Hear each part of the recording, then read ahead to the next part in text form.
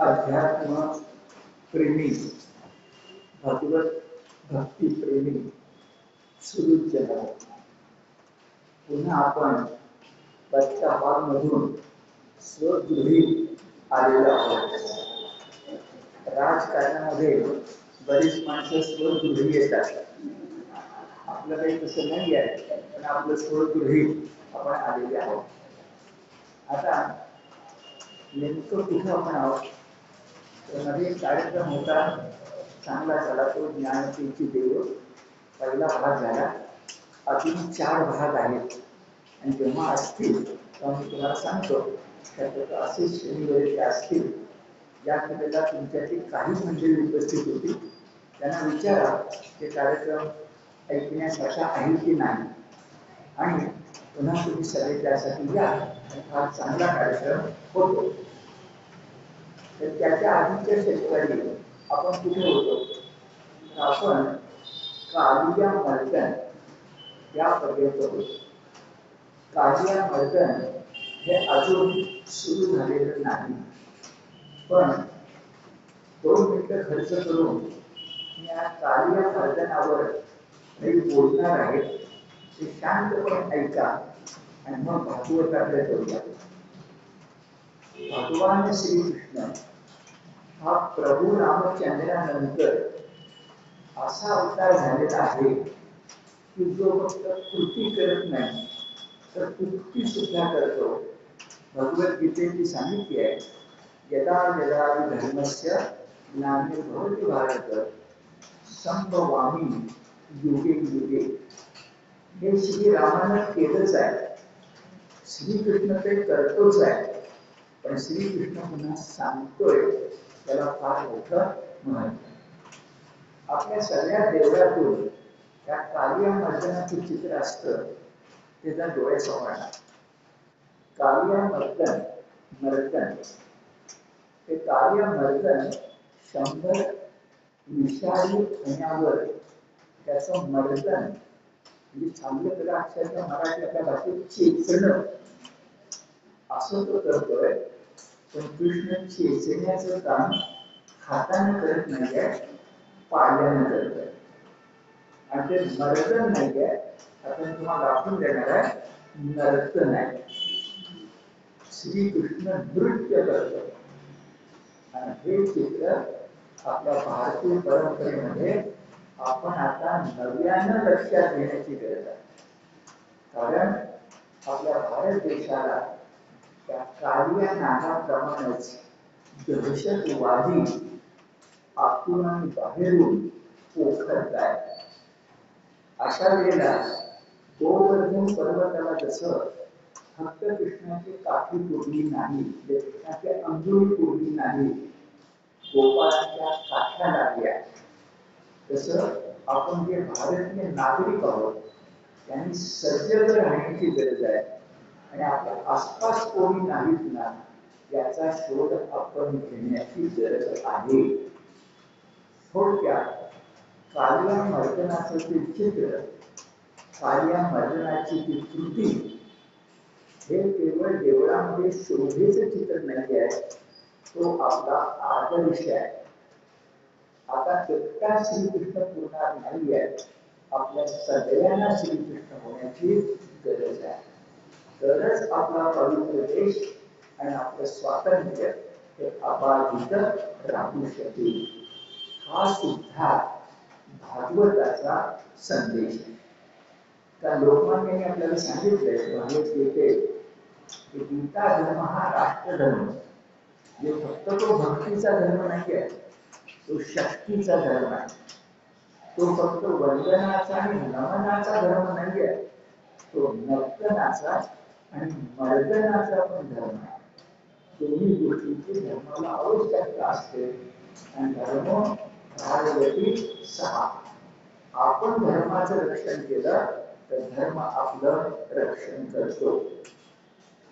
कालिया मर्दनाच्या कथेला सुरुवात करण्यापूर्वी जे मला तुम्हाला सांगावंसं वाटलं ते मुद्दाम सांगितलं. कारण आपण भागवत कथा कशासाठी करतोय, आपण स्पष्टपणे म्हटलंय, भगवत गीतानुसारी भागवत कथा. भागवत कथाच, भक्तीची कथाच, पण पुन्हानुसार भगवद्गीतानुसार. आणि भगवद्गीतेचे स्पष्टपणे 4थ्या अध्याय 7व्या आणि 8व्या श्लोकात सांगितलं असेल की संभवामी युगे युगे तर दुर्जन नाश ही गोष्ट महत्वाची आहे. स्वातंत्र्य सावरकरांचं एक नाटक संन्यस्त खड्ग पुण्यामध्ये 2-3 प्रयोग झाले, पुन्हा होती. मी तुम्हाला खात्रीने सांगतो, मनापासून सांगतो की त्या नाटकाचा प्रयोग तुम्ही जाऊन बघा. बघण्यासारखं नाटक आहे. नाटक म्हणजे छानच आहे, पण नाटकाचा संदेश त्याहून मोठा आहे. त्यातलं एक वाक्य लक्षात ठेवा, आमचा धर्म फक्त दुर्जन रंजक नाही, आमचा धर्म दुर्जन भंजक आहे. खरं बघा, आमचा धर्म दुर्जन रंजक नाही. दुर्जनांचंच कौतुक करायचं, त्यांनाच मखरात बसवायचं, त्यांचाच उडो करायचा, हे रंजन आहे. हे रंजन यावर भारत देश करणार नाही. दुर्जनांचं रंजन करणार नाही. सावरकर म्हणतात दुर्जनांचं भंजन करणार.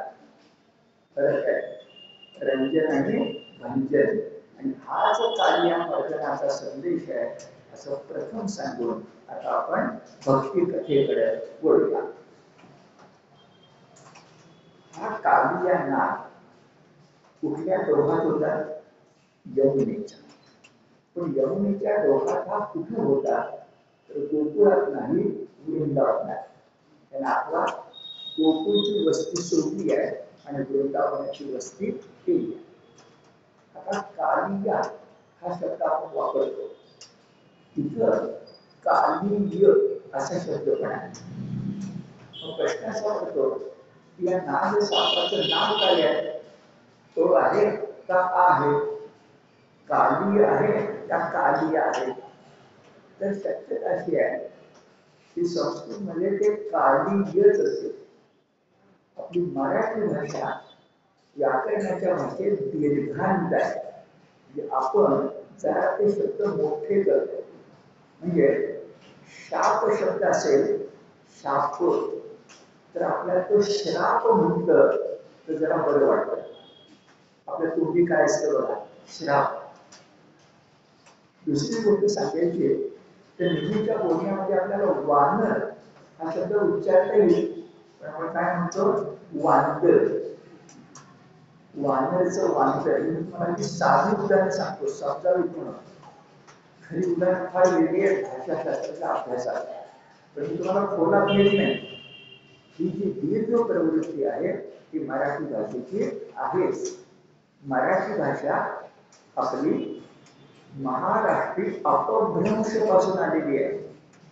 आणि सहज आता लक्षात घ्या, या महाराष्ट्री अपभ्रंश भाषेनं आपल्या मराठीला एक वर्ण जादा दिलाय जो संस्कृत मध्ये नाही. आणि तो वर्ण म्हणजे ल. ल नव्हे. संस्कृत भाषेमध्ये ल नाही, ल आहे. आणि महाराष्ट्री अपभ्रंश, तिच्या आधी महाराष्ट्री प्राकृत, संस्कृत, प्राकृत, महाराष्ट्री प्राकृत आणि महाराष्ट्री अपभ्रंश आणि मग आपली मराठी. 56 भाषांचा केलासे गौरव असं नामदेव ज्ञानदेवानं म्हणतात. संपूर्ण महाराष्ट्रातल्या 56 बोली भाषा, सांध्यापासून बांद्यापर्यंत, विदर्भापासून कोकणापर्यंत सगळ्या भाषातले शब्द कोकणातले सुद्धा ज्ञानेश्वरीत मिळतात. अशा सगळ्या बोली भाषांची मिळून गंगा नदी तशी ज्ञानदेवांची मराठी भाषा आहे. मग असं घडलं असेल की कालिय ऐवजी कालिया शब्द प्रिय झाला आणि तुमच्या माझ्या तोंडामध्ये कालिया मर्दन बसलं. पण आपल्याला माहिती असू दे की कोणी कालिय मर्दन म्हटलं तर चूक नाही आहे, आणि इथं तो शब्द तसा आहे. आता तुम्हाला माहिती आहे की जमिनीवर सरपटणारे जे साप असतात ते कधी पाण्यात राहत नाही, आणि पान साप म्हणून जे असतात ते तुलनेने छोटे असतात, प्रचंड मोठे नसतात. अजगर असं असू शकेल, पण अजगर पाण्यात राहत नाही, पाण्यात सुसर राहते. आणि हा कालिया मात्र पाण्यात राहिलाय. त्याचा आश्चर्य वाटलं पाहिजे की त्याचं उत्तर भागवत कार्यानंतर दिलंय. परीक्षेतला पण हा प्रश्न पडलाय की सापाचं राहायचं ठिकाण भूमी आहे, मुंग्यांचं वारुळ आहे, दोघ नाही आहे. हा यमुनेच्या डोळ्यात कुठून आला, का आला बघूयानंतर.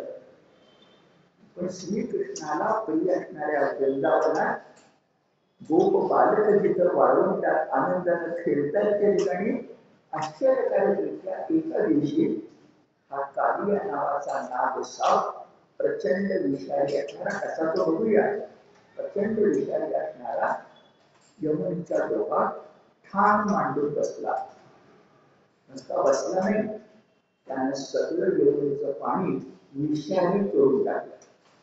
एक दिवस श्रीकृष्ण बलरामाशिवाय, कारण बलराम नंतर येणार आहे आणि बलराम नाही म्हणून यशोदेला वाईट वाटलंय, तर बलरामाशिवाय एकट्या श्रीकृष्ण गोप बालकांसह यमुना काठी आला. श्रीकृष्ण थोडा माग होता आणि गोप बालक आणि गायी पुढे होत्या. दिवस उन्हाळ्याचे होते, खूप तहान लागली होती. तर यमुनेच्या किनारी आलेल्या धावत जाऊन त्या गोप बालकाने आणि गोमातेनं उन्हाचा कडाका कमी व्हावा म्हणून, प्रचंड लागलेली तहान कमी व्हावी म्हणून यमुनेचं थंड जल नेहमीप्रमाणे प्राशन केलं. पण नेहमी यमुनेचं जल प्राशन केल्यानंतर शांत, निवांत, समाधान असं वाटायचं. तृष्णा म्हणजे तहान, याचं हरण व्हायचं. पण हा तसं काहीच झालं नाही. आज कृष्णेचं हरण होऊन गोप बालक आणि गोमाता आनंदी होण्याऐवजी त्या नदीच्या काठावर मृत्युमुखी पडली सगळी. कृष्ण आला आणि पाहतो तर सगळेच मृत्युमुखी पडले. कृष्णालाही धक्का बसला आणि कृष्ण मनात म्हणतो, याला सजीव करण्याचं काम मलाच केलं पाहिजे. तर कुणाला काही कळून न देता, नाचर गोकुळात नंतर करणार आहे, आता कुणाला काही कळून न देता भगवंतानं आपल्या डोळ्यातल्या अमृत दृष्टीनं एका क्षणात ते गोप बालक आणि सगळ्या गायी पुन्हा जिवंत केल्या. जिवंत झालेल्या गोप बालकांना आणि गायींना सुद्धा पराकोटीचा आनंद झाला. मृत्यू वाचला, मृत्यूतून वाचलो आणि मोठ्या समाधानानं कृतज्ञतेनं ते कृष्णाकडे टक लावून बघायला लागले. आता हा प्रसंग सांगताना सुद्धा आपले भागवतकार कृष्णाची कृपा दृष्टी आणि इतर सगळ्यांची कृतज्ञतेची दृष्टी याचं चित्रण करतात. व्यासंत शब्द असे, वीक्ष तान वै तथा भूतान कृष्ण योग योगेश्वर. अर्थ सांगतो, पुढे म्हणतंय, ईक्षया अमृतम अमृत वर्षिण्या स्वनाथान समजीवये. स्वनाथान, सगळ्याचा नाथ कोण? कृष्ण. जीवये, सगळ्यांना जीवदान दिलं. कसं दिलं बरं? ईक्षया, ईक्षण डोळे, अक्ष दृष्टी, त्या ईक्षया अमृत वर्षिण्या नेत्रावाटे कृपा दृष्टीतून अमृताचा वर्षाव करून नाथानं, कृष्णनाथानं सगळं समजीवये, सगळ्यांना जीवदान दिलं. कधी दिलं बरं? वीक्ष हे पाहून, तान वै तथा भूतान, वीक्ष तान भूतान, भूतान म्हणजे भूत मात्र सगळे, वीक्ष म्हणजे पाहून. अचानक सगळे मृत्युमुखी पडलेले पाहून कोण आश्वस्त झाला? योग योगेश्वरा. त्याची थांबून विचार करूया. पुढे स्वनाथ म्हटलंय, पण इथं कृष्णाला काय शब्द वापरला? योग योगेश्वरा. आणि हा शब्द व्यासांचा लाडका असावा. भागवत व्यासांचंच आहे, गीता व्यासांचीच आहे. आणि गीतेमध्ये शेवटचे 4-5 श्लोक बघा. संजय काय म्हणतो? स्वतःच्या मुखानं त्या योग योगेश्वरानं साक्षात ही भगवद्गीता सांगितली. योगेश्वर शब्द आपल्याला माहितीच आहे, पण योग योगेश्वर शब्द आणि तो योग योगेश्वर शब्दाचा अर्थ या ठिकाणी येतो तर नुसता योगेश्वर येतो असं चालेल. पाठ गेलो म्हणून तर सुद्धा एकच करता आणि 2 ग्रंथ यासच. आणि जेव्हा एकच करता असतो तेव्हा त्याचे लाडके शब्द असतात. योगेश्वर 2 मिनिटं खर्च करूया. योगेश्वर त्या शब्दाचा अर्थ काय? योगांचा ईश्वर. योग्यांचा ईश्वर नव्हे. योग्यांचा ईश्वरचा असता तर मुळात शब्द योगी अधिक ईश्वर योगीश्वर झाला असता. शब्द काय आहे? योगेश्वर. नुसतं योगी आणि त्यांचा ईश्वर म्हटलं तर पातंजल योग होतो. नुसतं योगी म्हटलं काय वाटतं आपल्याला? पातंजल योग, योग मार्ग. पण गीतेमध्ये योग मार्ग फक्त 6व्या अध्यायात आहे. आणि बाकीचे योग काय? कर्मयोग आहे, ज्ञान योग आहे, हा ध्यान योग आहे, समत्व योग आहे. पातंजल योग फक्त नाही आहे. मग तिथं योग योगेश्वरा हरी म्हणताना योगीश्वर म्हटलेलं नाही आहे, योगेश्वर म्हटलंय. योग योगेश्वर म्हणताना तो फक्त योग म्हणजे पातंजल योग करणारा नव्हे तर जीवन योग करणारा, समत्व योग करणारा, गीता योग करणारा, निष्काम कर्म योग करणारा इतका सगळा अर्थ आहे. आणि हा लाडका शब्द व्यास गीतेत वापरतात आणि थोडी वापरतात. ही गोष्ट अत्यंत खुद्द व्यासांचं वचन काय आहे ते आपण बघितलं आणि कथेच्या ओघामध्ये लक्षामध्ये आलं की सगळ्यांना पुन्हा एकदा जीवदान दिलं. आता ही कथा शुकाचार्य परीक्षितला सांगतात. तेव्हा जी शंका तुम्हाला मला येणार तीच परीक्षित आली आहे. आणि परीक्षित विचारतोय शुकाचार्यांना की काय हो मुनी श्रेष्ठ, तुम्ही सांगितलं की यमुनेचं शुद्ध पाणी नव्हे तर विषमिश्रित पाणी प्यायल्यामुळं हे सगळे मृत्युमुखी पडले. पण परीक्षित विचारतो मुनी श्रेष्ठा, त्या यमुनेच्या अत्यंत खोलाच्या डोहामध्ये हा कालिया आला कुठून? भगवंताचं त्याचं पारिकर्य कसं केलं? तर सर्व योनी ही काही पाण्यामध्ये राहिलेली नाहीये. असं असताना तो डोहामध्ये का आला? त्याला मारण्याचं उदास्त कृत्य भगवंतांनी का केलं, कसं केलं हे मला सांगा, तर मला ऐकायचंय. परीक्षितीला ध्यानात घेऊया. तो पांडवांचा वंशज आहे. पांडवांचा वंशज असल्याने जय नावाचा इतिहास हा तर ऐकायचंच आहे. परीक्षितीचं भावनिक नातं श्रीकृष्णाची जास्त आहे. तर परीक्षिती हा कृष्णाने सुदर्शन चक्रानं राखलेला उत्तरेच्या गर्भातला पांडवांचा एकमेव अंश आहे. कृष्णानं त्याला वाचवलंय आणि म्हणून भागवतामध्ये पांडवांच्या पेक्षा कृष्णाची कथा जास्त आहे. कारण श्रोता कोण आहे? परीक्षिती. अर्जुन नाही आहे, अभिमन्यू पण नाही आहे, परीक्षिती. आणि परीक्षितीला कृष्णाबद्दल भावनिक अधिक प्रेम असावं ही साहजिक गोष्ट आहे. आणि म्हणून तो शुकाचार्यांना म्हणतोय की श्रीकृष्णाची उदात्त कृत्य केली पैकी कालिया मर्दन, ही कृत्य सगळी मला सांगा. आता तो डोहात का आला हे थोडं वेळ राखून ठेवूया, नंतर बघूया. पण शुकाचार्य म्हणतात की आता सगळे मृत्युमुखी पडले ना, ही गोष्ट साधी नाही आहे. कृष्णानं दोघांमध्ये निर्गुण पाहिलं, यांना जिवंत केलं. आणि कृष्णानं दोघांमध्ये निर्गुण पाहिलं तर त्याला दिसलं, ते छान वर्णन केलं बघा. कालिया नाग फुटका टाकत होता, त्याच्या विषाच्या प्रभावानं यमुनेचं पाणी कडक आधण असावं तसं उकळत होतं, उष्णतेला. ते विष मिश्रित होतं. मग त्याच्यावरनं पक्षी जे इकडून तिकडे गेले तर त्या कडक आधण विषमिश्रित पाण्याच्या प्रभावामुळं गगनगामी असे पक्षी सुद्धा मृत्युमुखी पडत होते.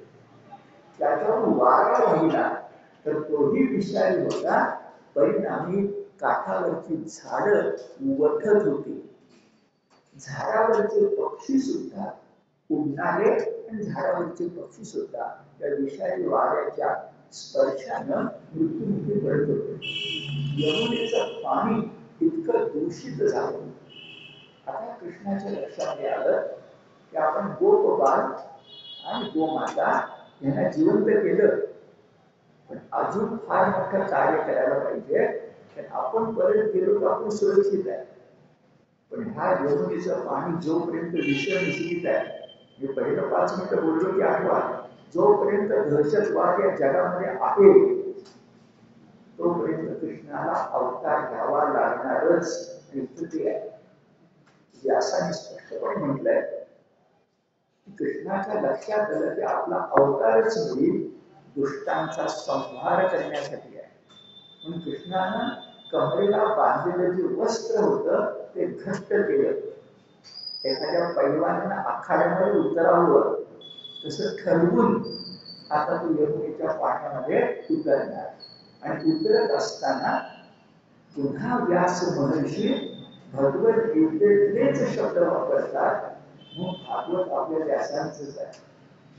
तिथे शब्द काय आलाय बरं, तर जेव्हा जेव्हा अधर्माचा भर येतो तेव्हा तेव्हा त्यांना नष्ट करण्यासाठी येतो. तिथे शब्द बघा, दुष्टा तदीयम खल संयमन अवतारः. माझा अवतार कशासाठी आहे? संयमन. आता विनाश का म्हटलं नाही तर काय करावं बरं? भगवंत हा दयाळू असल्यामुळं खलाचं खलत्व नष्ट झालं तर भगवंत त्याने स्वीकार केलं. आपण हिंदू अतिशय सहिष्णू आहोत, त्याचा परिणाम आहे. आपल्याला विरोध भक्ती पण चालते, नवविधा भक्ती पण चालते आणि रावणाची विरोध भक्ती पण चालते. याच्यात मी जास्त भाष्य करत नाही. मी तर विनाश शब्द नाही आहे, संयम. आपल्या माऊलीने सुद्धा खलांचा नाश नाही सांगितला. दुष्टांचा दुष्टपणा नष्ट होऊ दे आणि ते सुष्ट होऊ दे. कितपत सुष्ट होतात हे इतिहास पाहतोय आपण.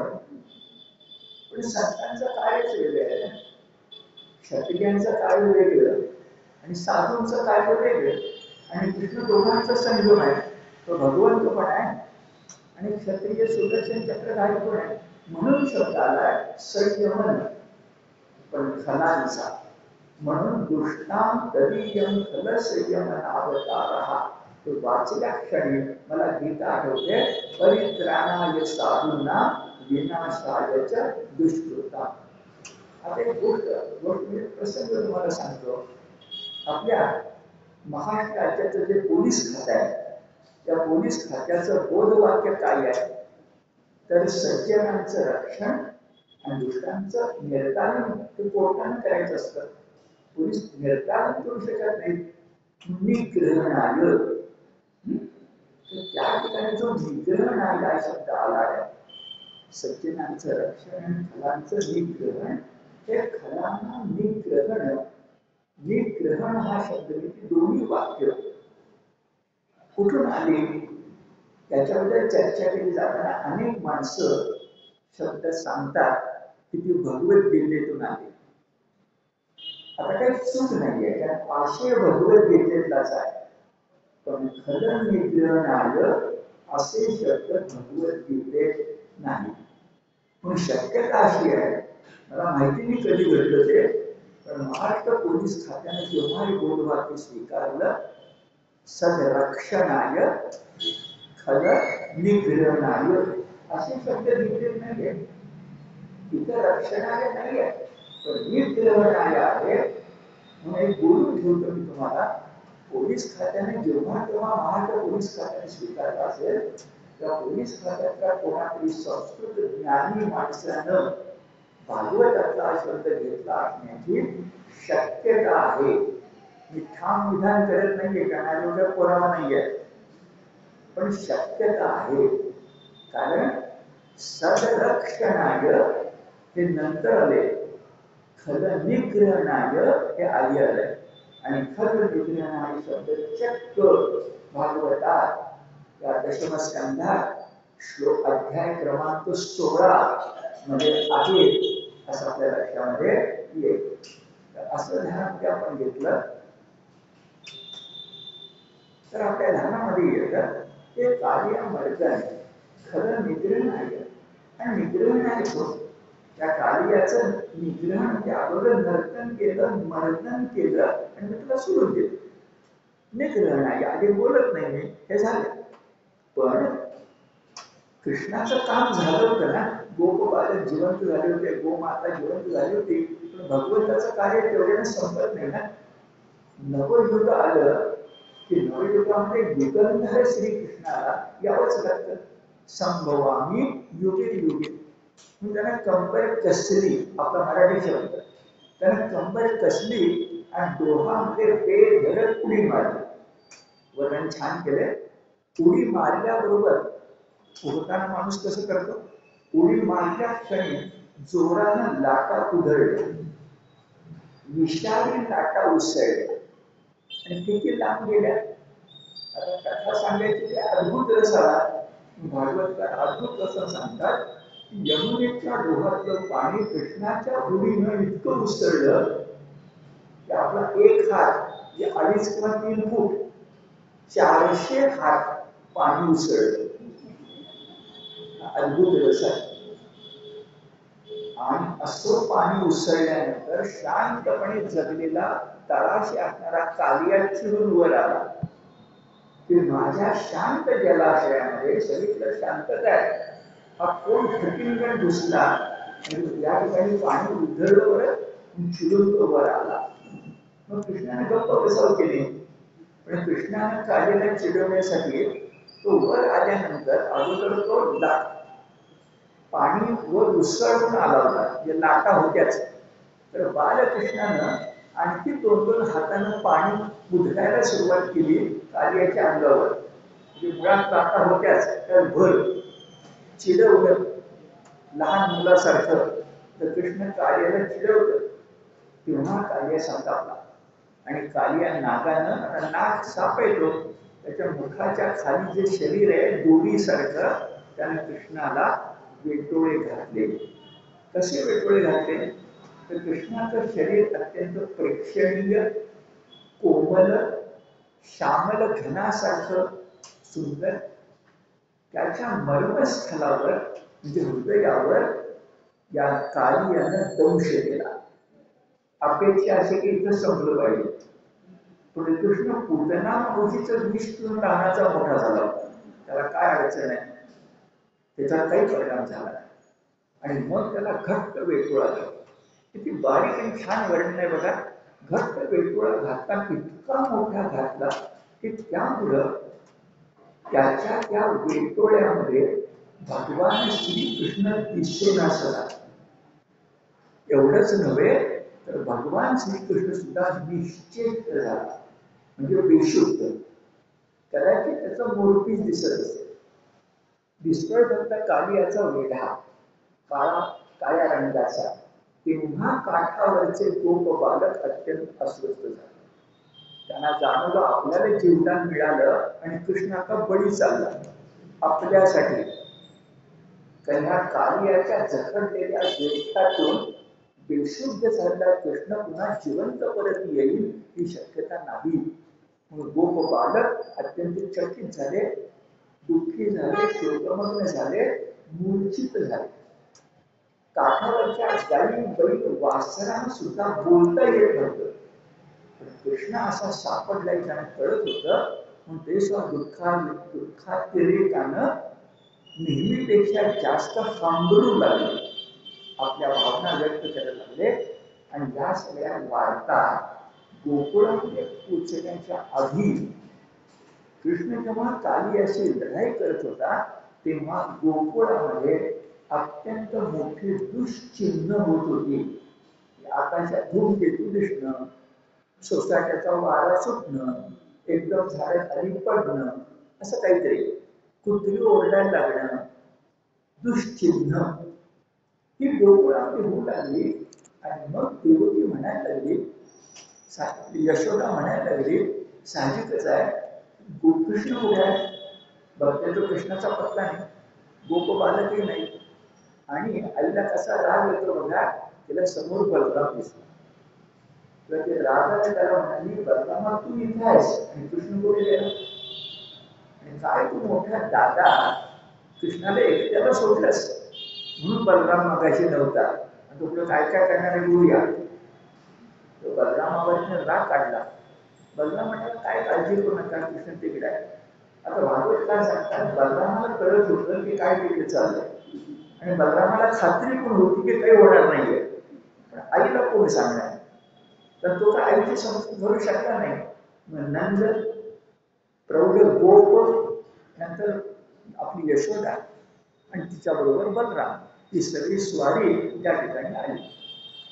आता गंमत बघा, ही गाई पुढं यमुना काठी वृंदावनात चरायला जात आहे, पण रोज एकाच ठिकाणी जातात का?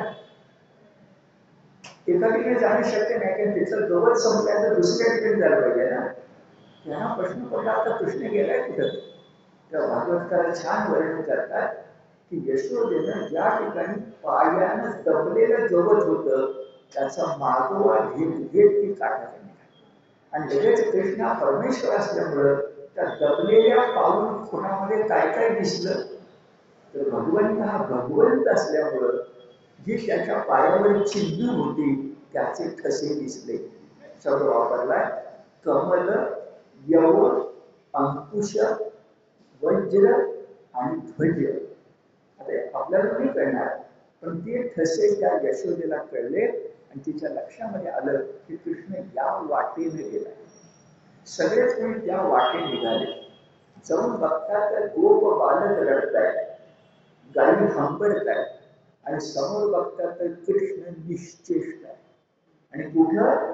काळ्या कबीर अशा नाग सापाने घातलेल्या वेळख्यात देवकीला तो शब्द यशोदेला दे माय धरणी ठाई झाली. आणि इतकं छान वर्णन केलंय की यशोदेनं मागचा पुढचा विचार न करता कृष्णाला सोडवण्यासाठी डोहामध्ये उडी मारायला सुरुवात केली.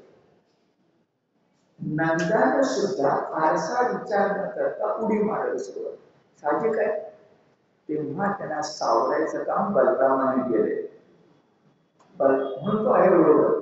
आईला सांगितलं काळजी करू नकोस, कारण त्याला माहिती आहे कृष्ण कसा आहे. वडिलांना सांगितलं काळजी करू नका. आणि तिथे छान वर्णन आहे, बरोबरच्या लोकांनी म्हणजे स्त्रियांनी, गोपींनी यशोदेची समजूत कशी घातली. तर यशोदेची समजूत घालताना त्यांनी म्हटलं की पूतना वधासारख्या अद्भुत गोष्टी त्यानं केलेल्या आहेत, त्याला विषारी सापाचं काय? आपण एखाद्याला समाचार करताना किंवा त्याचं सांत्वन करताना किंवा त्याला धीर देताना भूतकाळातला पराक्रम सांगतो, तर त्यामुळे एक प्रकारचं आश्वासन मिळतं की हा आता पण पराक्रम केलं. हे कलाकाराला कळलं पाहिजे, भागवतकारांना ते कळतं. म्हणून गोपीने, मी आता पूतनावधच म्हटला, पूतनावधाच्या गोष्टी सांगितल्या, सगळे चकित झाले. नदीमध्ये उड्या मारत असताना बलरामाने त्यांना आवडलं. आता समोर काय घडलं, तर कृष्णानं बराच वेळ बेशुद्ध होता, त्यातून शुद्धीवर आल्यानंतर त्या कार्याला बरंच आतापर्यंत सोडून दिलं. आता मात्र कार्याला शिक्षा केली पाहिजे. कशी करायची? मागं केली तशीच. कार्यानं वेडे घातले होते तेव्हा एका आडमासनं घातली होती की लहान मुलगा 9 वर्षाचा 10 वर्षाचा विशिष्ट शरीराकृतीचा म्हणजे वेगळे होते घट्ट घातले होते. पण कृष्णाने नेहमीच्या युक्तीनुसार आपलं शरीर फुगवायला सुरुवात केली. परिणामी वेढे तर सही झालेच, पण वेढे काढणं शक्य नव्हते. तेव्हा त्या फुगवलेल्या शरीराला त्या वेढ्यांना म्हणजे नागाच्या सर्पा नाकाच्या त्वचेला उष्ण उष्ण असे चटके बसायला लागले. ती कातडी जळायला लागली. फुगवलेला भाग तर थांबवता येत नव्हता. तेव्हा कालियाचं काय झालं तर कालियानं अक्षरशः पुढचं समजून मागे येतो. आपला फणा जो होता त्याच्या आधी मोठमोठ्याने श्वास टाकायला सुरुवात केली. जीभ बाहेर आली. मर्ममुख अवस्था झाली. एवढे सांगताना भागवतकारामध्ये सांगतात मध्ये त्याचा वेगळा सैल झाला. तेव्हा कृष्णाला टुंकन बाहेर उडी मारली आणि या कालियाला खेळत राहण्यासाठी तो इकडून तिकडे फिरत राहिला. कुणाप्रमाणे भागवतकार सांगतात गारुड्यानं पुंगी वाजवावी आणि नाग सापाला जसं खेळवावं तसं पुंगी न वाजवता पण कृष्णानं लपंडाव करीत करीत त्या कालिया नागाला फेऱ्या घालून दमवलं आणि आधी खचवलं होतं. म्हणून मग आता त्याची जीव बाहेर आली असं चित्र दिसतं. थोड्या वेळात तो तर धापास टाकणार आहे. पण त्याच्या आधी कृष्णच ऐकतो. त्याच्या आधी त्यानं या कालियाला तुझी किंमत माझ्या समोर दाखवण्यासाठी तू मला वेढा घातलास ना तर मी पळून जात नाही. मी तुझ्या फण्यावर चढतो. मी सुरुवातीला 5 मिनिटं काय बोललो ते आठवा. मी तुझ्या फण्यावर चढतो आणि फण्यावर चढून मी मर्दन करायच्या पूर्वी नर्तन करतो. आणि ध्यानात घ्या सगळ्या देवांचा देव महादेव जो शिवशंकर आहे त्याला त्रिशूळी चालवता येतो. तिसरा डोळाही उघडता येतो आणि अर्धनारी नटेश्वरून नृत्यही करता येतं. तेव्हा प्रचंड ताकद लागते. ती शिवापाशी आहे, ती कृष्णापाशी आहे आणि माझ्या आपल्या भारत देशापाशी आहे. आणि मी सांगत नाही आहे भागवतकार सांगतात. भागवतकारांनी चक्क कृष्णानं नृत्य केलं हा शब्द वापरलेला आहे. आणि भागवतकारांनी फक्त नृत्य म्हटले नाही कृष्णाला नृत्य गुरु म्हटलंय. किती 4000 वर्षांपूर्वी शिकवले. गुरुत्व कधी येतं लघुत्व जातं तेव्हा नुसताच नाचायला लागला तर नाचू शकेल पण नाच शिकवणाऱ्या माणसाला जास्त चांगला नाचेल तो गुरु असतो. तसा नृत्य गुरु त्यांचे शब्द बघा माझे नको. पादांबुज अखिल कलादी करून न नर्त म्हणजे नृत्य केलं. कुणी कलादी गुरुन नृत्य कलेच्या गुरुन कशाने केलं बघा. कालियावर नृत्य करताना वज्राचे पाय पाहिजे, लोखंडाचे पाय पाहिजे. आणि आमच्या कृष्णाचे पाय कसे होते पादांबुज. अंबुज म्हणजे कमळ, पाद म्हणजे चरण. कमळासारखे कोवळे पाय हे कृष्णाचं वैशिष्ट्य आहे. पण वज्रादपी कठोरामी मृदूने कुसुमादपी. आता वज्र व्हायला पाहिजे तेव्हा पादांबुज अखिल नुसतं अखिल कलादी गुरु नर्त. अखिल कलांचा गुरु. आणि खरंच आहे शिवशंकर तांडव नृत्य करतात पण कृष्ण आपला बासरी वाजवतो. संगीत कृष्णानं गीता गायली आहे. गीता म्हणतो ना आपण गीत म्हणतो ना. गीता शब्द आलाय कुठं गायन. तो गायनही करतो, तो वादनही करतो, तो नर्तनही करतो. आणि म्हणून बघा आधी बोलत नाही पण भारताचं जे कला विश्व आहे अगदी चित्रपट सुद्धा त्याच्यामध्ये दत्त महाराजांची भक्ती केली जाते आणि कृष्णाची भक्ती केली जाते. कृष्ण हा सगळ्यांच्या पलीकडे कला चतुर आहे. हे माहिती आहे सर्वांना. आणि म्हणून शकतो आपल्याला मी व्यासाने अखिल कलादी गुरु, अखिल कलांचा सर्व कलेची अनेक वैशिष्ट्ये आहेत. त्या कलेच्या गुरुनं न नर्त फार छान प्रकारचं नृत्य केलं. कलाकाराला रंगसंगतीकडे आता एका पादांपुढं म्हटलं, कमळ म्हटलं तर कमळ लाल रंगाचं असतं, पण पायानं नर्तन करताना कमळाचा लाल रंग या काळ्या नागाच्या डोक्यावरच्या लाल मण्यानं अधिकच खुलून दिसू लागला. अधिकस्य अधिकम फलम, एक कमळाचा रंग त्यात मिसळला कुठला मण्याचा रंग. आता मणी असतो का? आपली श्रद्धा आहे की सापाच्या डोक्यावर मणी असतो. त्या श्रद्धेनं भागवतकार म्हणतायत की ती मणिप्रभा शब्द आहे, मणिप्रभा अंबुज कमळाच्या प्रभेमध्ये मिसळली. हे वर्णन नेहमीप्रमाणे भक्तीचं आहे. आपल्याला असं वाटेल की असं आम्हाला दिसलं तर किती छान होईल, ते दिसलं त्यात आणि दिसल्यानंतर गोकुळाच्या लोकांना राहवलं नाही, ते बघायलाच लागले.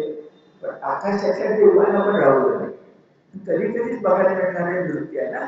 म्हणून म्हणे आकाशातले देव, सिद्ध, चारण, गंधर्व, अप्सरा इत्यादी मंडळी मृदुंग वाजवी यमुना काठी आली. आनंद व्यक्त करायचा आहे आणि कालिया मर्दन बघू लागली. कालिया अजूनही फडफड करतोय. म्हणजे जे 100 फणी होते ना ते बरेच नम्र झाले नृत्य करून. पण चित्याचे पोळ मेल्याच्या जात नाही ना, तर काही फणी अजून वर डोकं काढत होते. कृष्णाला तेही चाललं नाही. कृष्णाने त्याच्यावर नाचायला सुरुवात केली. सगळेच्या सगळे 100 फणे खाली. हे लक्षात ठेवा, शत्रूला निर्मूल करावं लागतं, नाहीतर तो पुन्हा शेणा मेणाचा असला तर लोखंडाचा होऊन बसतो, असं मराठी भक्तीमध्ये वाक्य आहे. कसे होते? शेणा मेणाचे झाले कसे? लोखंडाचे. तर निर्मूल करावं लागतं, 100 फणे ठेचावे लागतात. भागवतकार आपल्याला ते सांगताय. मग मात्र कालियाचं मस्तक नम्र झालं. इतका उद्धट होतं, उद्धत संस्कृत शब्द उद्धट, मराठीमध्ये उद्धट ते उद्धट जे होतं ते उद्धट खाली झालं आणि नम्र झालं. आता मगाचं श्वास कोंडला, जीभ बाहेर आली, डोळे सुद्धा बाहेर आले, धडपड करू लागला, त्यातील सर्पाचे लोक टाकू लागला, कृष्ण तुला ठेचू लागला. आणि भागवतकार सहज म्हणतात देवांच्या मुखी शब्द आले, तिथे पटणारे बघा, देवांच्या मुखी शब्द आले. अहो कृष्णाला कालियानं त्रास द्यायचा प्रयत्न केला हीच चूक आहे. कारण त्या कालियाला माहिती नाही का की कृष्ण शांतपणे शेष नागावर झोपतो. किती बरोबर आहे? ज्याचा हंतरून पांघरूनच मी नाग आहे शेष, म्हणजे एवढा मोठा दादा हा जर शेष आहे त्यांनी कशाला फडफड करावी. पण कालियाने यमुनेचा डोह पकडला होता. पुढे सांगणार आहे गरुडाच्या भीतीनं. तर अशा प्रकारचं देव म्हणतायत की शेषशाही विष्णू असेल, शेष नाग हा जर असेल, तक्षक जर असेल तर कालियाच्या कशाला बोलायला पाहिजे, त्या लक्षात घ्यायला पाहिजे होतं. त्याची गात्र खिळखिळ झाली, थोडं तो टोकू लागला, मरणोन्मुख झाला. नेहमीच्या पद्धतीनं त्या कालिया नागाच्या सुद्धा राण्या होत्या, त्याही डोहामध्ये होत्या, मुलं होती तीही डोहामध्ये होती. आणि त्या हुशारीने विचार केला की हा जर मरायला नको पाहिजे असेल तर आपण पुढे व्हायला पाहिजे. मग त्या राण्या बालकांना पुढे घेऊन कृष्णासमोर आल्या आणि क्षमा याचना करू लागल्या. आता मला मोठी गंमत वाटते, भागवतकार ह्या कालिया नागाच्या पत्नी ज्या आहेत त्या अत्यंत हुशार आहेत असं बोलतात. कारण त्या कृष्णाची स्तुती जी करतायत ती ऐकण्यासाठी आहे. काय म्हणतायत? कालिया नागाच्या एक नाही 2-3 पत्नी आहेत राण्या. त्या म्हणायला लागल्या कृष्णा तू कालियाला शासन केलंस, आमच्या नवऱ्याला ते बरोबरच केलंस. कारण तुझा आता पुन्हा भागवत, कारण मुळात तुझा दंड कसा आहे, दुष्ट असला की त्याचं नष्ट करायचं, त्याच म्हणताय शब्द असे संस्कृत माझं नको पुन्हा व्यासांचं न्यायोगी दंड हा कृत विषय अस्मिन तथावतारः पुन्हा तो शब्द खल निग्रहाय राण्या म्हणताय तेव्हा तुझा अवतारच होईल खलांचं निग्रहण करण्यासाठी झालेला आहे. पण न्यायोचित दंड हा तू त्याला जो दंड दिलास ना तो न्यायाला धरू नये. कुणाचं शिफारस पत्र राण्यांचं की आमच्या पतीला दंड दिलास ते बरोबर आहे. आता कृष्ण ते विचारा काय करणार, त्याच म्हणताना काली याला सोडायला पाहिजे ना, आणि सोडण्यासाठीच चाललेला आहे. तर बालक आणि अशा प्रकारचं म्हटलं. पुढे त्या म्हणाल्या आता कर्मविभाग सिद्धांत राणी म्हणाल्या त्याचं जे पूर्व कर्म होतं त्यानुसार तो विषय होता आणि छान वाक्य लिहिलं. राण्या म्हणाल्या देवा त्यात आमच्या नवऱ्याचं भाग्य असं की कुठल्या तरी सापाला देवाच्या पावलांची धूळ लागेल का. कुठल्याही सापाला म्हणजे शेष करा कुठल्याही सापाला देवाच्या पायाची धूळ लागणार नाही. आमच्या नवऱ्याचं भाग्य असं की नर्तनाच्या रूपाने का होईना त्या तुझी चरण धूळ लागली आमचा नवराही भाग्यवानच म्हणायचं. तर आता तो आपला त्याला सोडून दे हे बरं. पुढं हा जो आहे सर्पराज त्याला चरणाची प्राप्ती दुर्लभ झाली असं वर्णन केलंय. आता कालिया अशा प्रकारे मूर्छित बेशुद्ध अशा सगळ्या अवस्थेतून वर आला आणि मग 2 मिनिटं जरा पुढे जाऊन मागे गेलो कारण तिथं तत्वज्ञान आहे. ह्या राणीने ज्याप्रमाणे हुशारीने कृष्णाची स्तुती केली ना तसं क्षमा मागणाऱ्या कालियानं सुद्धा हुशारी दाखवली.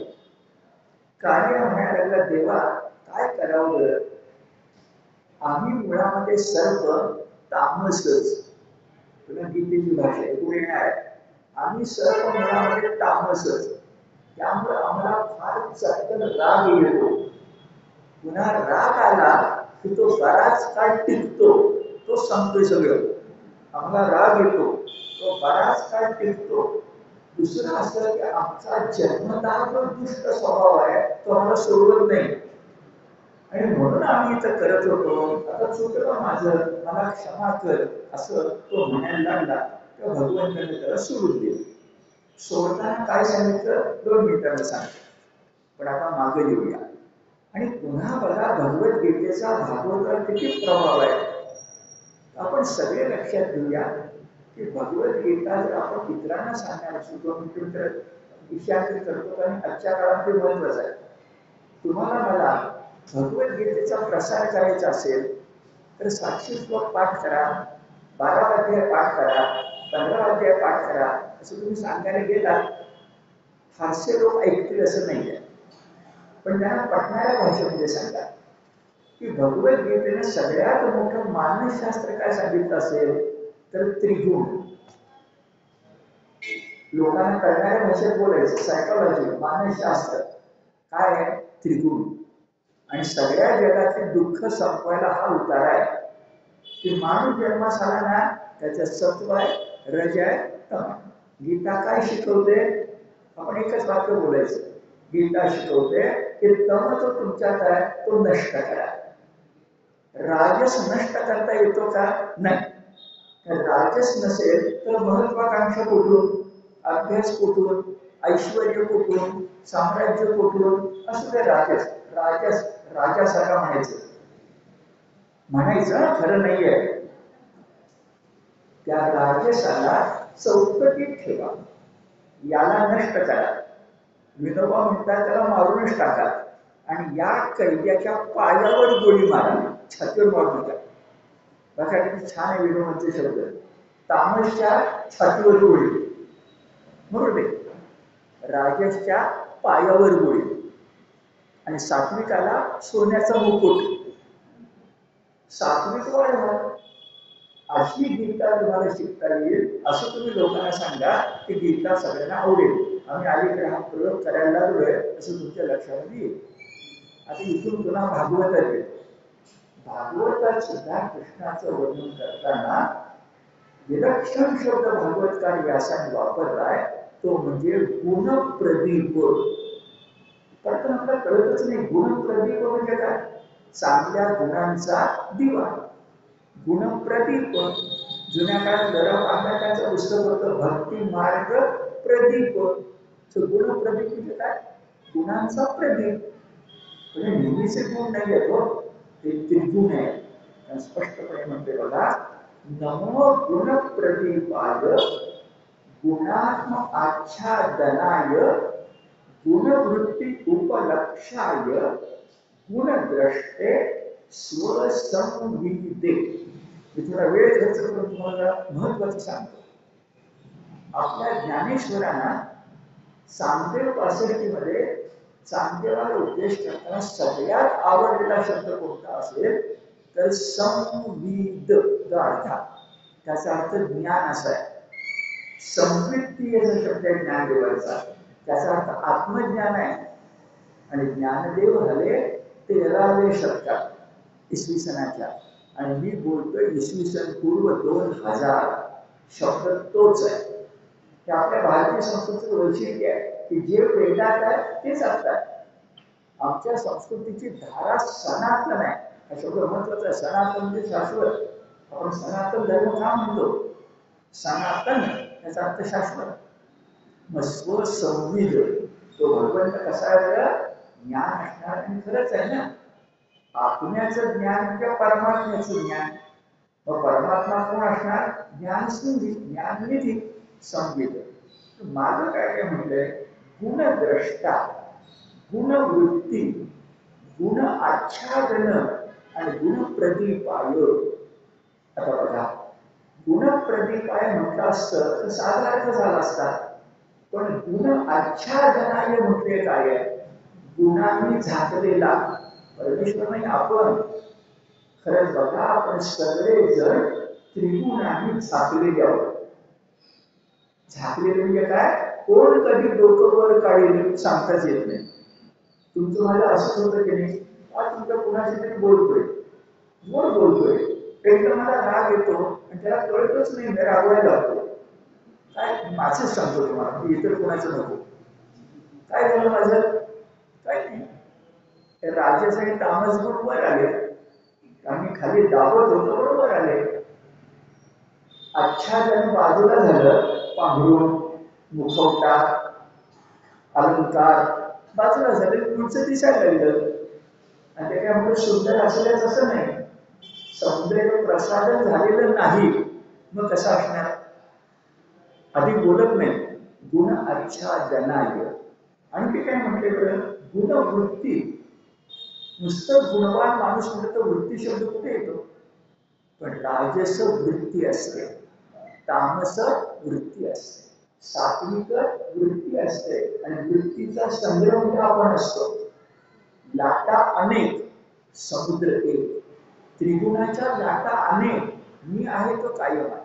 आणि असं सगळं जो असतो तो गुणप्रदीपाय, तो सगळ्या सद्गुणांची खाण असतो, तो सगळ्या दुर्गुणांचा नाश करणार असतो, तो राजसाचं संयमन करणार असतो. एक विनाशन, एक संयमन आणि एक संवर्धन.